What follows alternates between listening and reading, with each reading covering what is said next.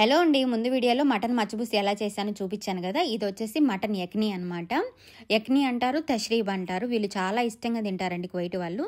ఇవైతే మటన్ ఉడికించిన వాటరు. ఇందులో అయితే మటన్ పీసెస్, ఇంకా వచ్చేసి అలసందలు కొద్దిగా ఉడికించినవి, ఇంకా బీన్స్ కాయలు, టమాటాలు, క్యారెట్, ఉల్లగడ్డ, జుకినీ కాయలు, ఆనియన్, ఇంకా వచ్చేసి ఇది చూడండి, ఈ చెరవ చిన్నది అయిపోయింది, వెజిటేబుల్స్ ఎక్కువ అయిపోయాయని నేను మార్చేసాను. ఇంకా వచ్చేసి ఒక టమాటో ప్యూరీలో ప్యాకెట్ కొద్దిగా వేయాలన్నమాట. టమాటో ప్యూరీ, అల్లం వెల్లుల్లి పేస్ట్, ఇందులో సరిపడా ఉప్పు, ఇంకా వచ్చేసి మిరియాల పొడి, నిమ్మకాయ పొడి కూడా కొద్దిగానే వేయాలి. ఇంకా సెలరీ, ఈ సెలరీ కూడా వేసి వాటర్ వేసుకొని ఉడికించుకోవాలి. అంతే అండి, చాలా సింపుల్గా అయిపోతుంది. యక్ని అయితే చాలా బాగుంటుంది. చూసారా, ఒక్క డ్రాప్ ఆయిల్ కూడా నేను యూస్ చేయలేదు. తర్వాత అయితే మా కోయట వాళ్ళకు మటన్ మచ్చబూసు ఇంకా యక్ని అయితే ఇలా అయితే పెట్టేశానండి.